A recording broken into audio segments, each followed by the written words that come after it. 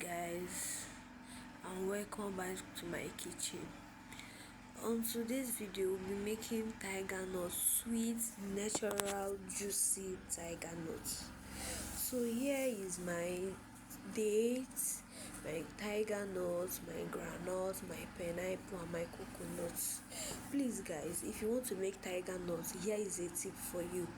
If you don't have a strong blender, please soak it overnight. But if you have a strong blender like mine, you can soak it hours. Like me, I soak mine in the morning, then I start the process in the evening or in the afternoon. With that, I think I soften a bit and my blender can blend it. I can crush it very well. So here is me washing my tiger nut. After washing it, I use salt to wash this thing because of sand. So you have to take a lot of patience to wash your tiger nut. I washed it very well. After washing it, and I divided it into 3. So that my blender, as you can see, is not really that big. So I divided it into 3 so my blender can be able to blend it very well. So I blended the first one, second one, and the third one. Then after blending it, the next thing to blend, after blending your coconut and your tiger nut, you set it aside. The next thing to blend is your sweetener, your natural ingredient that's going to make the tiger nut very sweet and very juicy and very milky. Is your dates, your pineapple, and your groundnut. That's it, and your ginger. So you put it inside your blender and blend to a smooth paste. So this is how it looks like when you blend it to a smooth paste. So I now added it to the tiger nut and the coconut I blended earlier, then pour it together for the thing to marry each other. So this is me turning it together for the ingredients to understand each other, like turning it very well so that the sweetener and the tiger nut, everything will mix together. Please guys, minimize quantity of water you add when making your tiger nut to avoid your tiger nut getting runny, or you doing like tasteless tiger nut that is running. You will not like the taste. So minimize the water you put in your tiger nut. So this is where the whole work starts. At this point, your tiger nut is 80% ready, but this is where the whole work starts. In this process, when you come to this stage, you have to cultivate patience. Now get a tiny sieve that only water can pass through. Then start squeezing water.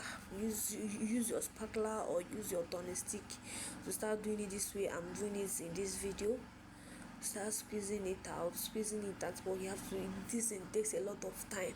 But if you have a juicer like butching meat juicer, I recommend it. Or if you have this type of juicer, I will show you guys maybe at the end of this video or in my next video. I'll just talk about it. You can use that juicer to do it. The juicer will separate the chaff and the milk, so you don't have to go through all this work.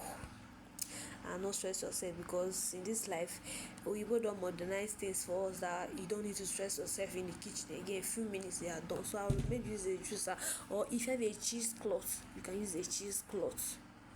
But before you get this kind of like to make sure that the chaff, you don't taste the chaff in your tiger nut, make sure you, after doing the first one, you repeat the process till the tiger nut is very smooth, like what you're seeing in your screen right now. It's very smooth.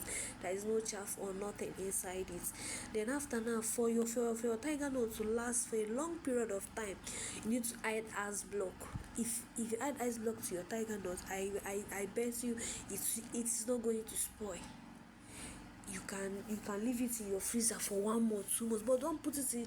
If you want to leave it for a long period of time, like 1 month, 2 months, sorry, like 1 month, 2 weeks, please put it in your freezer so that anytime you bring it out to drink, it tastes the same as if it is still freshly made that day that you are drinking it. So I don't need to add preservatives and preservatives. But if you are selling, you can put it inside your freezer and make it to block and allow it to block actually. Then when it's in block, then you can start selling.